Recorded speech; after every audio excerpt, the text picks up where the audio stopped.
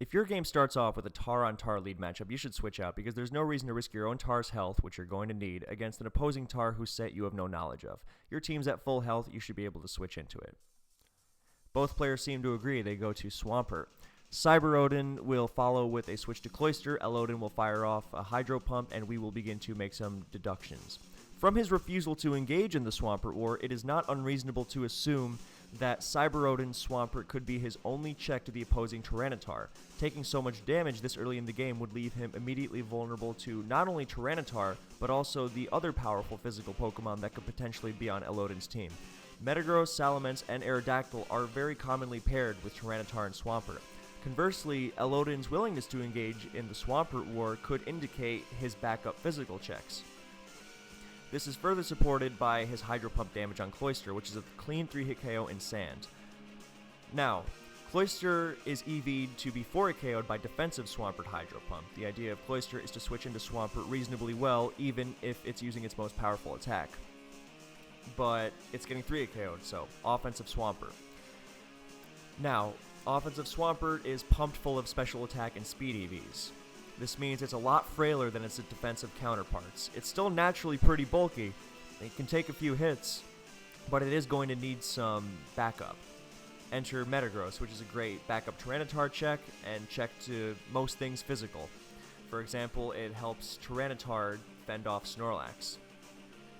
Another possible candidate is Salamence, which has great type synergy with Pert and Gross, meaning it can switch into physical attacks that would hurt them more and don't hurt it at all. For example, Earthquake, where Swampert and Metagross can switch into Rock Slide, so they're coming in on the weaker physical attack and scaring the aggressor out. This also lets them switch into the aggressor more times throughout the game, since they're not taking the strongest attack every time. And of course, Intimidate helps a ton. Cloister spikes, and it is faster. So, the two offensive Swampert variants are Endeavor, which is sub-Endeavor Ice Beam Hydro with Timid and Max Speed, and Salic Berry. The 4-attack offensive Swampert variant, which is more common, is Leftovers, Hydro, Earthquake, Ice Beam, Focus Punch. It does not run Timid Max Speed, but it runs a ton of Speed EVs, because it has to outrun Skarmory. So this indicates that this is the current meta Cloister, which is timid, mid-240 speed to outrun Celebi and Zapdos that attempt to outrun Jolly Tyranitar, just about max special defense and rest in HP, around 72 EVs or so, to survive Starmie Thunderbolt, since Cloister teams really hate Starmie, and Starmie tends to come in on Cloister a lot. This also lets it retain that switching into Swampert capability. This is relevant because now that Cloister has laid its spike and is about to die, it's a prime candidate for Boom because neither of those two offensive Swampert sets, which this is, run Protect. So it would be completely free. And the kinds of teams that this Swampert finds itself on usually don't run Gengar. We're talking Snorlax, Metagross, Salamence, Zapdos, those kinds of guys. So the only thing would be which of the normal resists he would hit, and both of them would be fine. However, CyberOdin is going to go for another layer of spikes as elodin takes him out, saying, I would rather have my Metagross than my Swampert.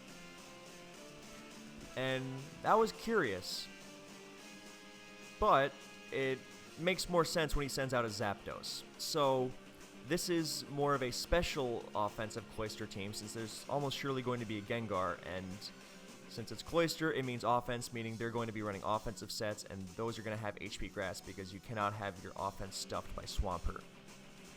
So CyberOdin's not scared of Swampert at all. He wants to soften up the special checks. So this Swampert is offensive. It's definitely not going to eat a Hidden Power Grass. And that extra layer of spikes is going to... I mean, Pokemon is won on really small percentages all the time, so it could be the difference maker against Celebi or Snorlax. It also outdamages Swampert's Leftovers, so who knows if that's going to be crucial with Tyranitar down the line. Same with Tyranitar or Metagross holding Leftovers, or Jirachi. So in comes Snorlax, the default Pokemon for these kinds of teams because it's a great physical attacker and it sponges the special hits that the other Pokemon generally don't. They're more geared toward taking physical attacks. However, CyberOdin's running Drill Peck, which is less common but definitely valid, especially with spikes. The idea is when Blissey's been dropped low enough, then you just finish it off with Drill Peck, because usually it's going to be out of Thunderbolt range, but DP finishes it off. It also manages to hit Celebi really hard, allowing you to blow through teams that rely on Celebi and Swampert to fend off Zapdos, which is quite a bit. OHKOing Heracross is pretty cool too in a one-on-one situation. So now elodin's kind of in between a rock and a hard place because he's 2-hit KO'd at this point, which Thunderbolt probably would not have done, even with that extra layer of spike. But, so think about this. He's pretty much forced to explode, and CyberOdin has a Gengar. So if there was ever a time to switch it in, it's now. Because Shadow Balling here, when you're on the verge of being 2-hit KO'd, that's just horrible because, I mean, you're not even damaging Zapdos that much. And the other problem is CyberOdin can very easily decide to go to Tyranitar, saying, I'll soak the boom. The thing about Tyranitar is that it is able to take one hit generally, that one Earthquake, Brick Break, or Hydro Pump from an opposing offensive team, and that can be the difference in between a win and a loss. So when he has such a good Gengar switch in here, then it's tough to not take that. Especially when he would pretty much just give him his Tyranitar in exchange for Snorlax when he doesn't have to. Shadow Ball is just such a tough move because then Tyranitar's in on Snorlax, and while, unless it's Choice Band, it's probably not killing it in one shot from there, then, you know, you have to self-destruct there. Shadow Balling a second time would be absolutely insane. So, but what's sure is that Zapdos is not staying in here. So, elodin is pretty much forced into blowing up, which he does, and he takes Tar down. So, Tar is now pretty much relegated to Death Fodder. We see another fast Cloister, quite meta. Yeah, Gengar would have been ideal there, of course. So, Tyranitar is going to switch to Gengar here because there's no reason to keep it in, because you could give Cloister a Spike and a Surf, whereas here you have to make a choose between them. If it Surfs, fine. And I mean, Snorlax is down, so HP Grass or Giga Drain is going to be really hard to switch into with those 2 layers of spikes. Hey, it's making a difference against Tyranitar.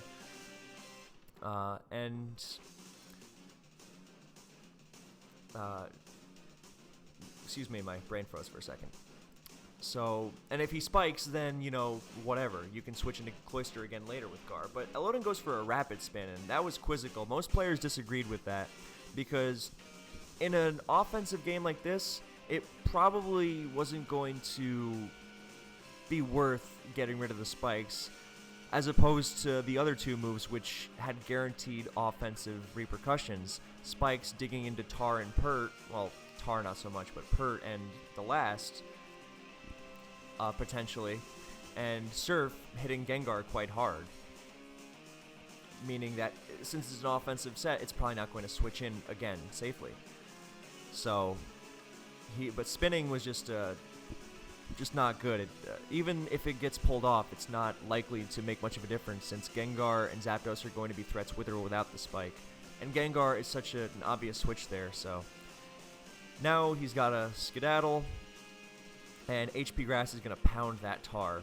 It doesn't have leftovers, so just the 1 spike would have been fine, but, you know, don't say no. Yeah, so now he's got to get out of there, and now he pivots into Metagross on the second obligatory HP Grass. Now, even if Gengar has Fire Punch, it's not going to kill from here. And Metagross shows itself to not be leftovers, so your first instinct might be Choice Band. However, on a team with Snorlax, you cannot afford to give Skarmory that many opportunities. And as strong as CB Mash might be, it's generally likelier to be Lum with HP Fire.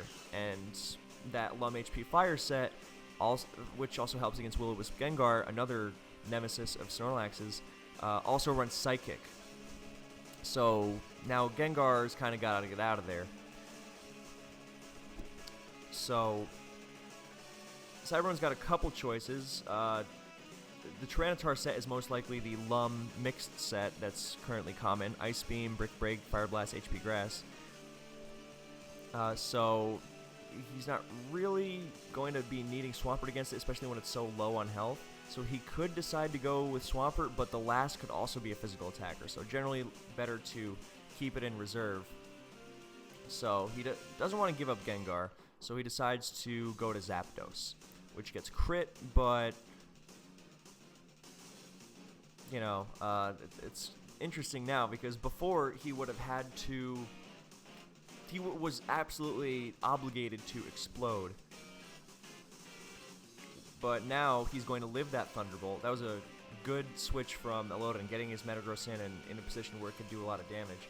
Now it's taken out the Zapdos almost surely, but well, it's probably a roll to kill it with Sand from Mash, not to mention accuracy. So it's probably not something to really rely on at this point, because at least if you explode, you guarantee taking the Zapdos out. And if you don't kill it, then look at all these Pokemon that are slower and just destroyed by Zapdos, in addition to Gengar. So the boom is pretty much obligatory here, just to be safe. And some might say, well, you can't afford to be safe when you're this far down. But there you go. I don't know. It was risky, and he would have. Well, it's likely that Gengar would have come in and finished it off after anyway, and it would have been in range for spikes. So who knows? Instead, we get a double down, and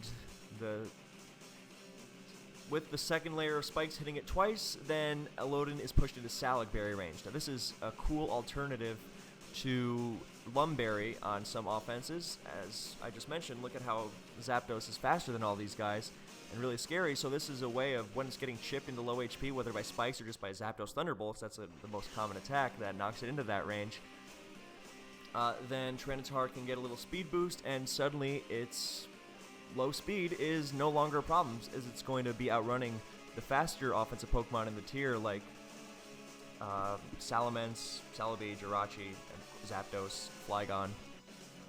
So it's really nice. It can even go plus speed to outrun Gengar and Starmie, and plus speed is nice even without the boost, because it allows it to outrun things like Endeavor Swampert, Magneton, and Max Speed Metagross, like you see on some Choice Band or Agility sets. So very cool to see that. So Tyranitar is just going to go down safely here. The thing is that Swampert can take a hit, Gengar can take a hit from a Salic thing, Salic set. I mean, DD Salic is technically a thing, but I think it's very unlikely to see that. So, and we see Ice Beam, so it's not going to be DD Salic Ice Beam, almost surely. So he reveals his last, and it's Blissey. So even a Brick Break crit isn't going to kill, and elodin's team looks to be leaning more toward the physical side, so Blissey isn't really a problem. Even a Brick Break crit won't KO, so it's kind of like, well, alright. I mean, it's nice against Swampert, but Gengar is the real threat, especially with Swampert for the assumed last Salamence or Aerodactyl, since physical attacks. I mean, Gengar is also possible, but basically, Blissey can take a hit from this Tyranitar. He needs to get a crit with Brick Break, but based on his last, he decides, I don't need the crit, I need to freeze it, and then I can actually cause havoc against the other guys. So he goes down, not having done much. We can see, well, maybe that'll make a difference, but yeah, it's a higher % chance than Brick Break crit. So now Cloister comes in, and he's threatening a boom, and this is a lot closer than it might seem, because CyberOdin's got the spikes advantage and all, but with the explosions and with the nice moves, then elodin's got himself in a fighting chance depending on his last. However, Swampert's at full health. But the problem here is, if he had surfed the Gengar earlier, probably wouldn't have been able to come in again, and thus he could get into a good boom mind game and remove something crucial, either Pert or, well, we don't know how crucial Bliss is yet against the last.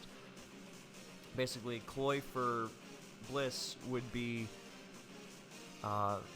potentially useless if the last can't be Pert and Gar. I mean, it would be an interesting 2-on-2. But it's kind of a moot point because Gengar can switch into a Surf now, and however, Cloister can come in again is the thing. One more time, so he would have had a much bigger advantage if he'd surfed before. Even Spike might have been better because with Spin, he just got nothing. And the reward wasn't that great either. So elodin makes an insane move here. Absolutely insane. Because he goes, CyberOdin goes for Thunderbolt. Since the assumption is, well, it's probably Gengar, because, you know, Cloister spikes. And if it's the last, it can also, and if it's all in on the physical side, then Aerodactyl, which is nice for speed, like if Starmie overwhelms Snorlax and then everything else is really, really scared of it, then Aero can at least physically outspeed it and be a threat with all these physical hitters and booms I have. So CyberOdin was going for that. And he switches Swampert in based off that assumption, which is an incredibly tough move to make. But major props to him for it. And now he's going to go to Aerodactyl on the HP grass, so really staying alive. I mean, not even by the skin of his teeth. This is very much anyone's game. However, he's pretty much got to double to Cloister here because he can't just dink Swampert for damage. That's going to be not enough to make a difference, and then Swampert gets to fire off an attack in return that elodin can't really handle. And he's got Blissey for his own Pert. He doesn't even mind sacking it due to the HP grass, although Aerodactyl can switch into HP grass one more time, so that could be crucial down the stretch. However, Gengar can't switch into Surf anymore, and that's also potentially big.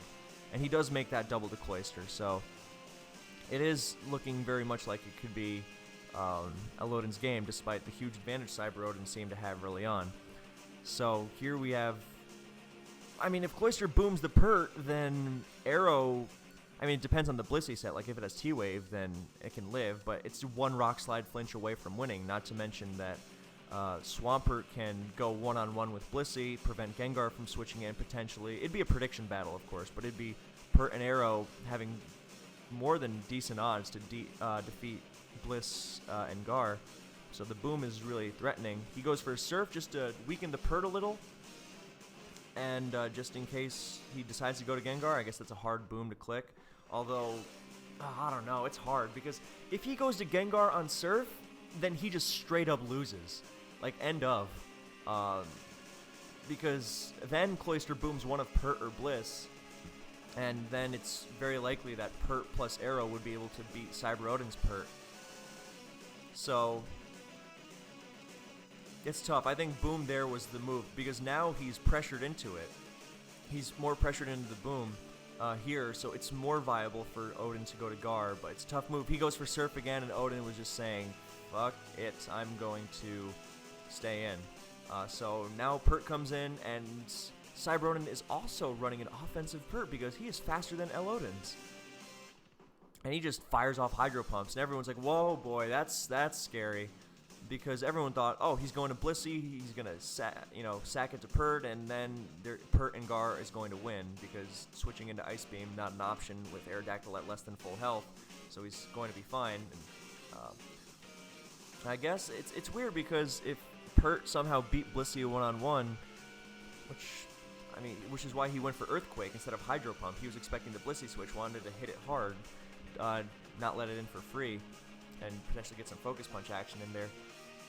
I guess it would have been better for CyberOdin to go to Blissey and then go to Gengar, because it is impossible in that one-on-one for Swampert to go for Earthquake or Focus, to go for Hydro Pump against Blissey when he needs to Earthquake and Focus Punch to bring it down. And then he would HP Grass, and even if Aero switched in, then Bliss would be able to be sacked, and then Odin can switch to his Pert, and then Hydro again, and then he would be fine. But just going for that Hydro, assuming he would win the one-on-one, was really risky. I think Blissey was the better move.